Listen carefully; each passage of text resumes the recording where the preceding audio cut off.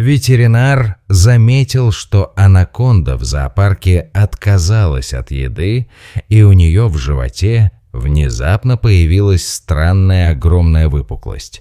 Когда сделали рентген змею, ее немедленно арестовали смотрители зоопарка. В крупном зоопарке крупнейшая и самая эффектная змея парка. Зеленая анаконда длиной около 18 футов, примерно 5,5 метра. Загадочно перестала есть. Неделями она лежала без движения в своей клетке. Странная твердая выпуклость искажала ее массивное тело. Главный ветеринар зоопарка, подозревая опасную для жизни кишечную непроходимость, немедленно увез гигантскую змею в госпиталь на территории зоопарка для экстренного рентгена. Но когда жуткое черно-белое изображение зазвучало на экране и открылось то, что находилось внутри желудка анаконды, медицинская загадка мгновенно превратилась в уголовное расследование, историю шокирующей халатности и темную тайну, которая привела к немедленному аресту одного из самых доверенных смотрителей зоопарка. Чтобы понять полный и ужасный размах этой истории, мы должны сначала войти в мир одного из самых грозных и впечатляющих хищников планеты – зеленой анаконды.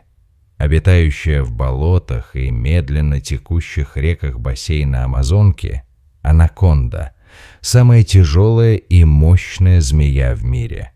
Большая самка может достигать более 20 футов в длину и весить более 500 фунтов. Она не убивает ядом, она убивает чистой удушающей силой.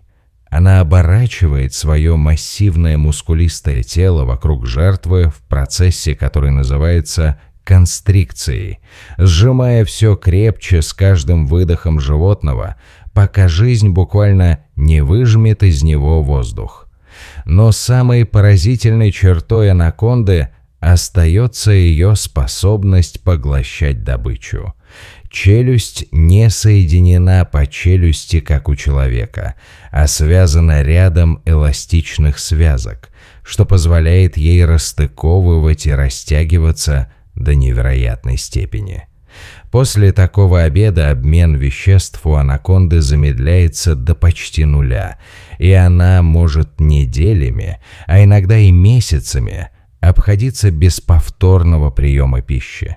Это медленный обмен веществ и редкие приемы пищи – нормальная часть жизни змеи. Но в зоопарке Риверсайд отказ их образцовой анаконды, великолепной самки по имени Белла, есть более 3 недель, и появившаяся новая странная выпуклость в ее животе стали признаком того, что что-то ужасно не так.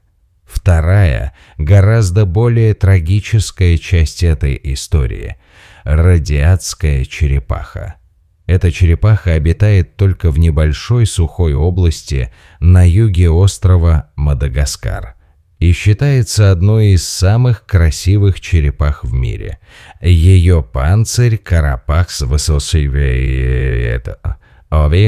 формы и звездообразным узором известен как радиатская черепаха и является одной из наиболее находящихся под угрозой исчезновения видов на планете. Наша история начинается в понедельник утром, когда главный ветеринар зоопарка, которого мы назовем доктором Сарой Митчелл, получила срочный звонок от старшего смотрителя рептилиума по имени Том Брэдли. Он сообщил, что Белла, 18-футовая анаконда, не ест уже 3 недели и стала чрезвычайно вялой. Доктор Митчелл немедленно отправилась в рептилиум. Она четко увидела необычную твердую выпуклость, деформирующую ее среднюю часть тела. Доктор Митчелл Ведущий эксперт по герпетопатологической медицине понимала, что ситуация критическая. Выпуклость такого рода может служить признаком смертельной кишечной непроходимости, опухоли или непереваренного куска пищи, который начал гнить внутри змеи. Состояние, которое может привести к сепсису и мучительной смерти. Она приняла решение немедленно. Эпичная змея была осторожно размещена на большом рентген-аппарате. Директор зоопарка и специалист по рептилиям из Государственного университета, которого позвали для консультации, собрались с доктором Медекум Митчелл в контрольной комнате. Первые снимки, сделанные с применением ультразвука, оказались неубедительными.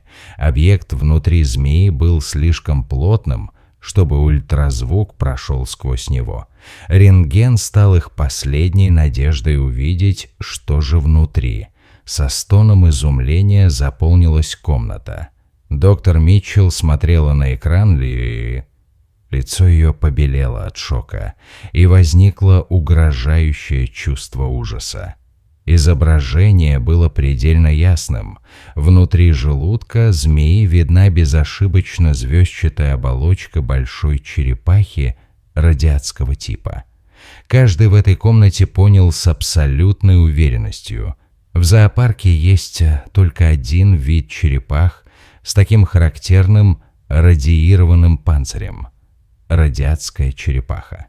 Это была медицинская загадка.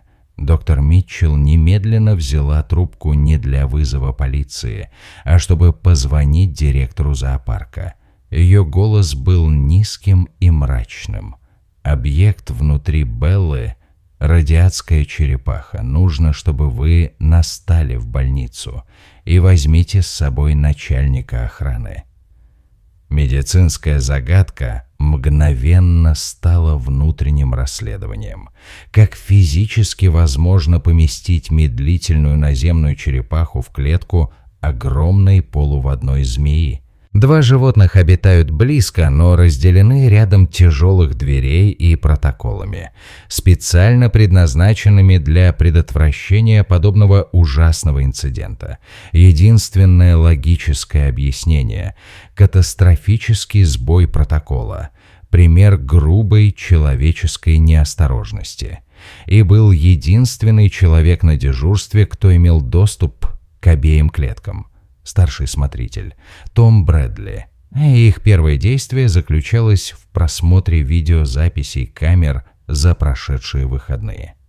Поскольку записей было много часов тишины и черно-белого видео, вся история постепенно распутывалась со сцены в сцену.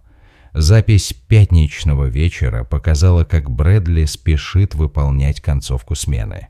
Он то и дело смотрел на часы, и его движения были поспешные и небрежные. Он вошел в клетку черепах, обнаружил, что одна из бесценных животных исчезла, и на его лице появилась паника. Он бросился к клетке анаконды и увидел гигантскую змею с массивной выпуклостью в животе. Он сразу понял, что произошло, и в этот момент он принял роковое решение скрыть свое преступление. Он достал телефон. Он стал подготавливать ложный доклад о краже, в котором утверждалось, что радиированная черепаха была украдена посетителем. Это была ложь, которая отправила зоопарк и полицию на бесплодный поиск. Эта ложь была особенно правдоподобной из-за темной и печальной реальности незаконной торговли животными. Радиированная черепаха с великолепным звездчатым узором панциря – одна из самых ценных добыч для браконьеров и торговцев на черном рынке. Целый здоровый экземпляр может стоить до $30 тысяч у беспринципного частного коллекционера.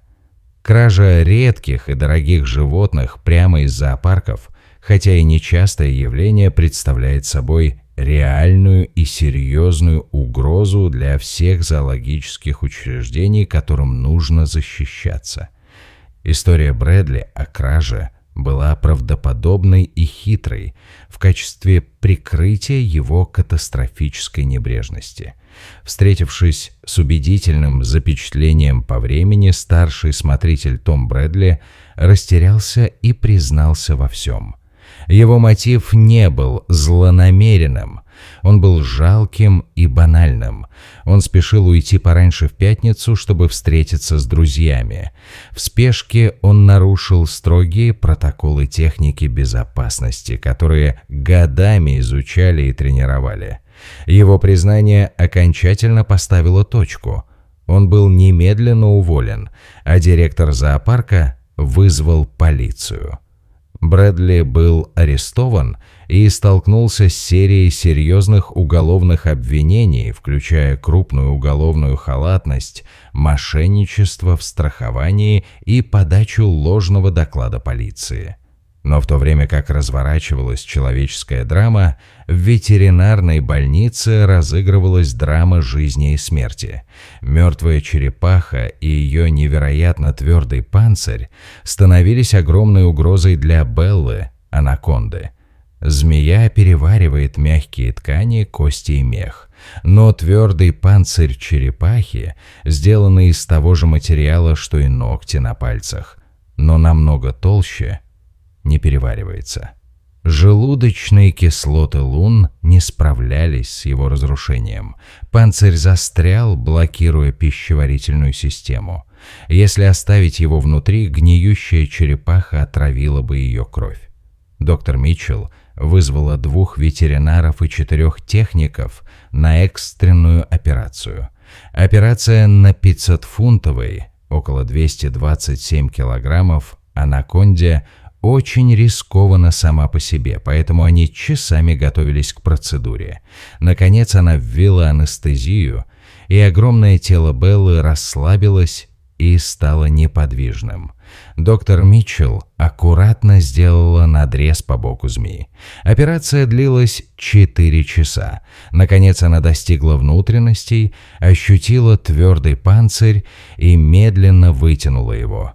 Она очистила желудок Беллы и проверила наличие повреждений. Чудом внутренние органы змеи оказались в порядке. В последующие дни Белла медленно восстанавливалась. На 3-й день она подняла голову, на 7-й день доктор Митчелл предложила ей небольшую порцию пищи. Белла съела ее немедленно. Зоопарк аплодировал. Белла была спасена. Что касается Брэдли, он понес суровые последствия за свои действия. Ему предъявили обвинения в крупной уголовной небрежности, мошенничестве в страховании и подаче ложного доклада полиции. Он заплатил крупный штраф и отработал сотни часов общественных работ в Центре охраны дикой природы.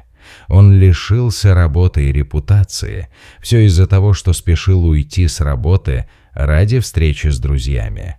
Но пока шла человеческая драма, живая драма жизни и смерти только начиналась.